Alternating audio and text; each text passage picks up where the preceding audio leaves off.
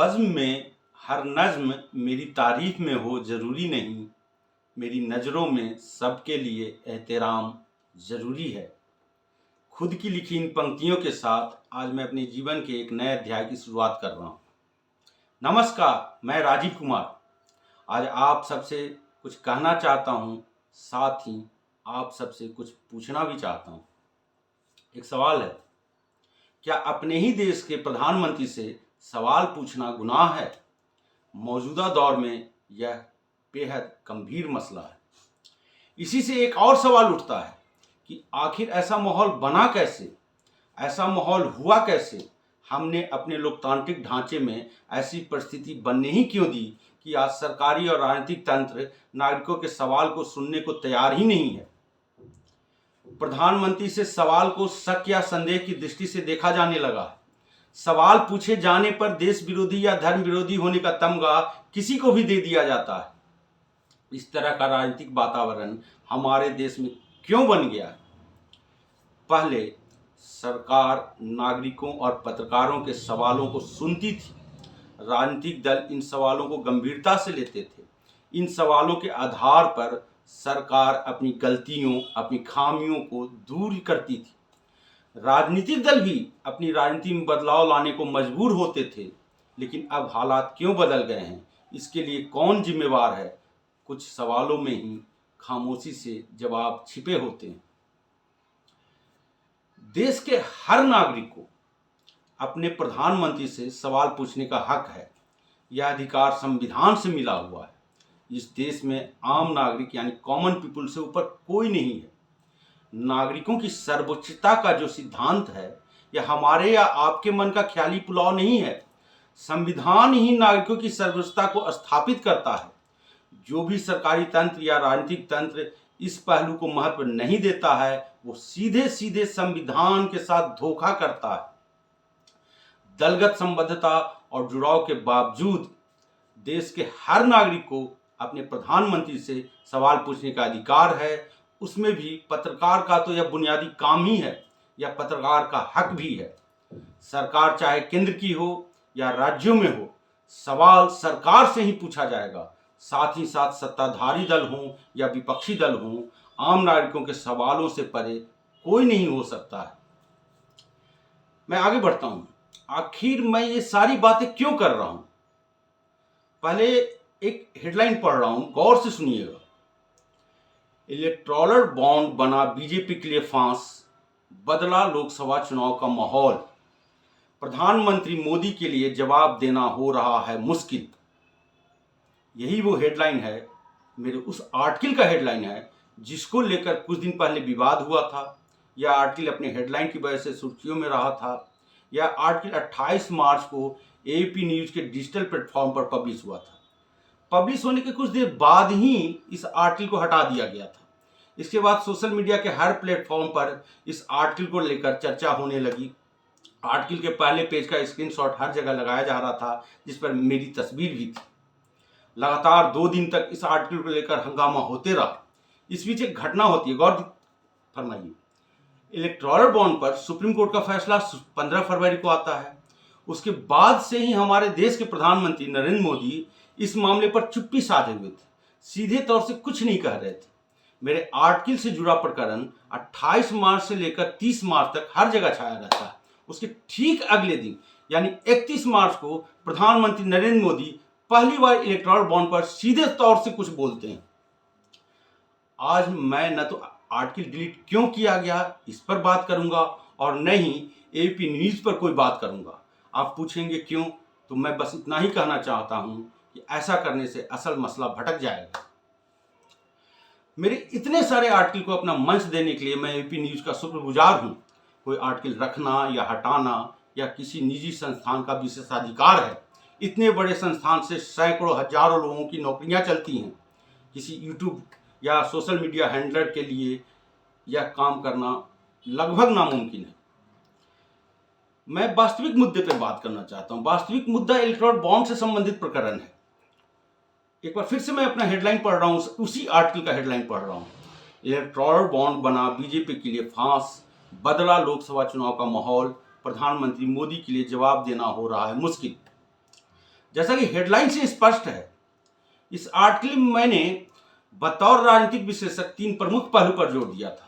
उसके साथ ही यह भी बताया था कि बीजेपी और मोदी सरकार आखिरकार इतना आत्मविश्वास से कैसे भर गई कि ये लोग 375 पार या 400 पार का दावा संसद से लेकर सड़क तक पर करने लग गए। इनके अलावा एक और पहलू था जिस पर आम लोगों का ध्यान कम ही जाता है। इस बार के अंतरिम बजट में मोदी सरकार ने सरकारी दस्तावेज का इस्तेमाल राजनीतिक दस्तावेज के तौर पर किया था, जिसका उदाहरण अतीत में शायद ही कभी मिलता हो। अंतरिम बजट भाषण में ही लिख दिया गया था कि जुलाई में मोदी सरकार ही पूर्ण बजट पेश करेगी। यह एक तरह से चुनाव के महत्व को, संवैधानिक महत्व को संवैधानिक तौर से ही कम करने जैसा है। इलेक्टोरल बॉन्ड बीजेपी और मोदी सरकार के लिए फांस के समान है, इसमें कोई दो राय नहीं है। जिस तरह के तथ्य आ रहे हैं उसके आधार पर तो बिल्कुल कहा जा सकता है। इस प्रकरण ने एक और बड़ा बदलाव किया। लोकसभा चुनाव का माहौल ही इस प्रकरण के बाद पूरी तरह से बदल गया। इस मसले पर प्रधानमंत्री नरेंद्र मोदी के लिए जवाब देना मुश्किल हो गया है। केंद्रीय मंत्रियों के साथ ही बीजेपी के तमाम नेताओं, प्रवक्ताओं और कार्यकर्ताओं के लिए भी इस मसले पर तर्क रखना या बोलना बेहद मुश्किल हो गया। ये हम सब देख भी रहे हैं। इलेक्टोरल बॉन्ड की वजह से मोदी सरकार पर भ्रष्टाचार से जुड़े तरह तरह के आरोप लग रहे हैं। बड़ी बड़ी कंपनियों और लोगों के साथ राजनीतिक साठगांठ से कैसे सरकारी संरक्षण भ्रष्टाचार हुआ है, यह तो अपने आप में महत्वपूर्ण है ही।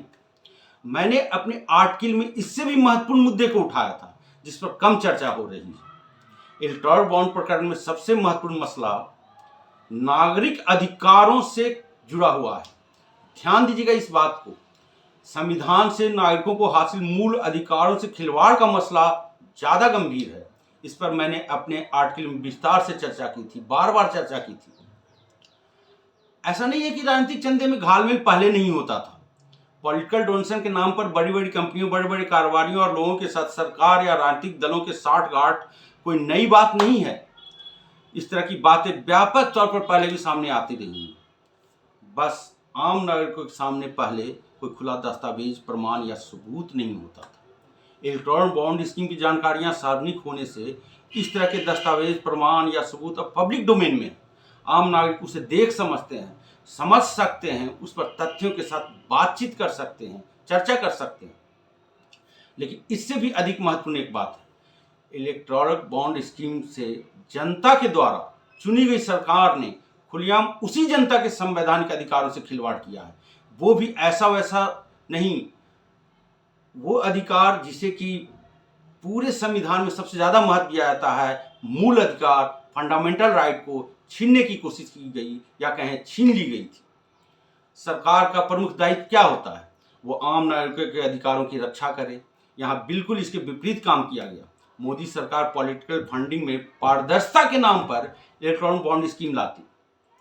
हालांकि इस स्कीम में पारदर्शिता के लिए रत्ती भर भी जगह नहीं रखी जाती।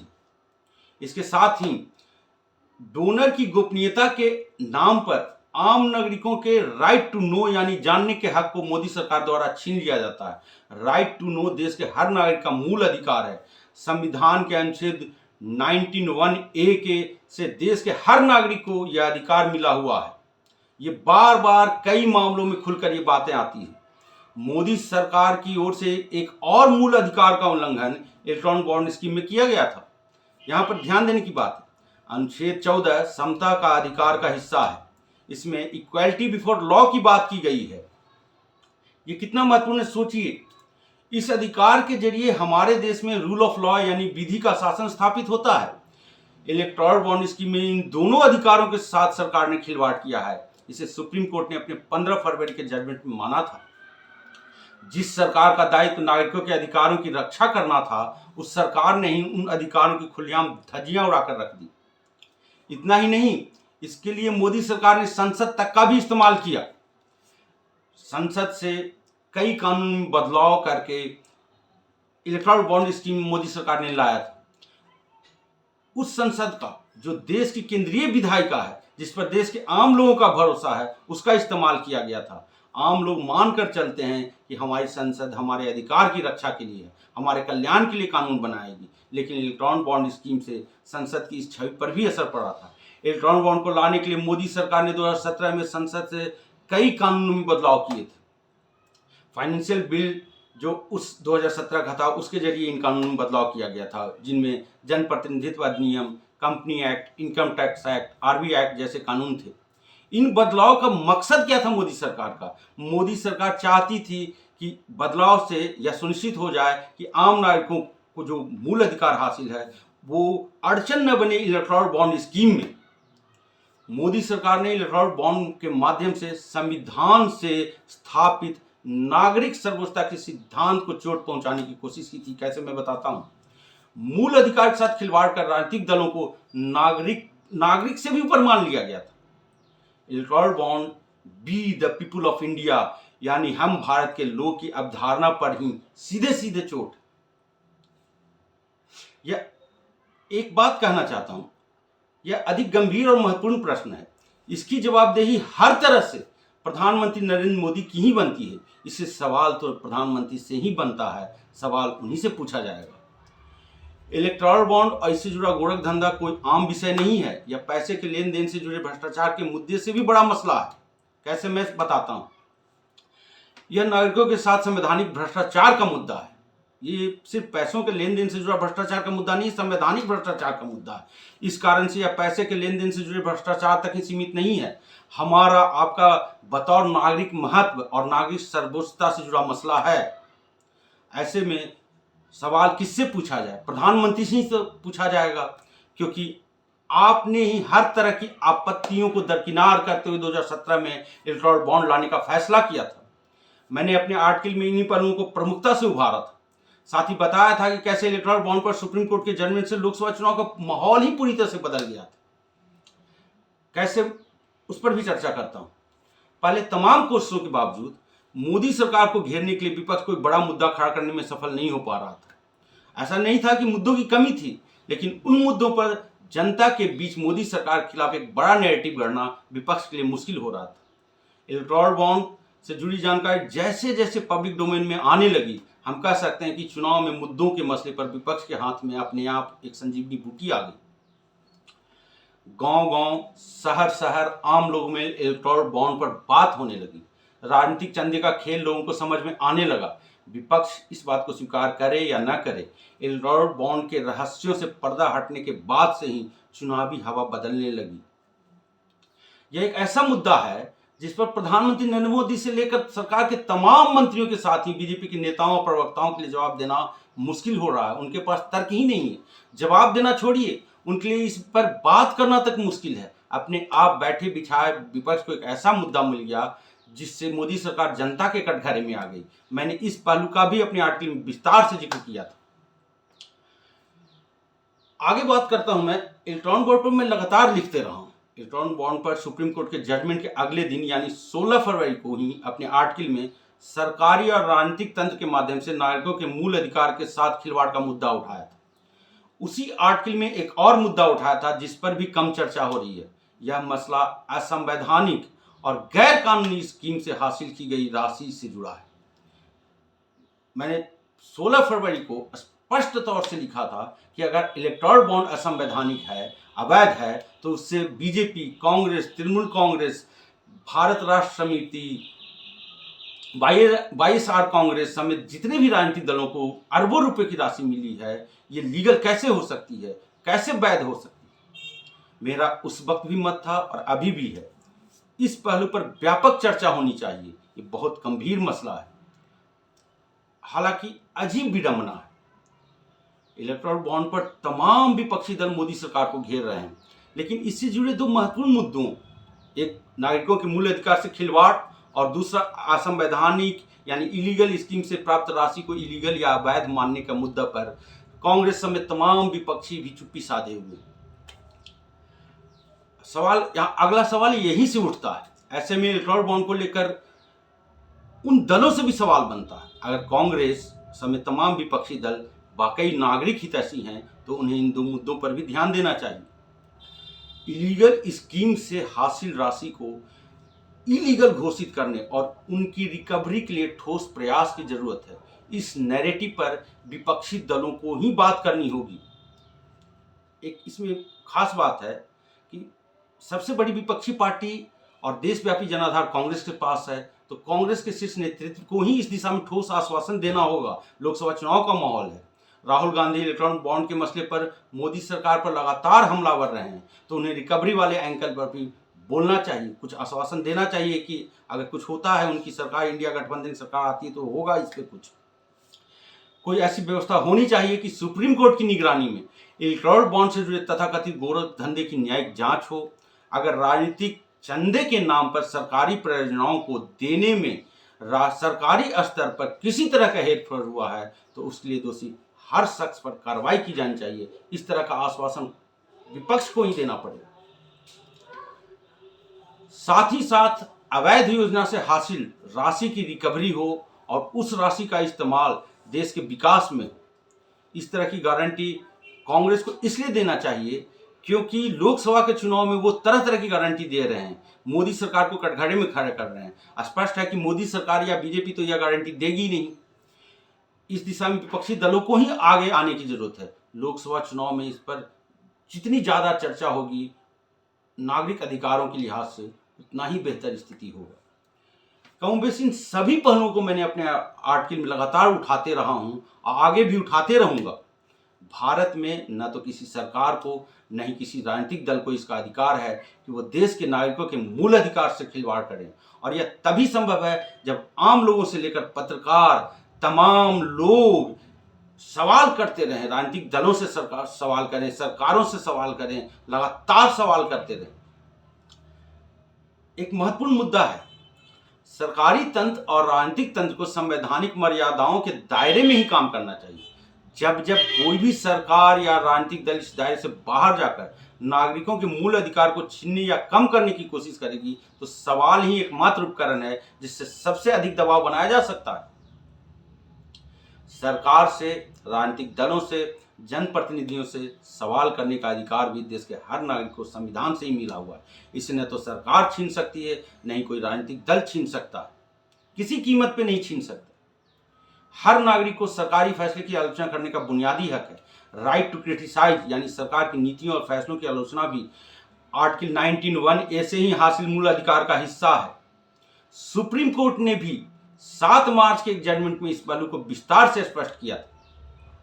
सरकार के फैसले से नाखुशी जताने का अधिकार देश के हर नागरिक को संविधान से मिला हुआ है।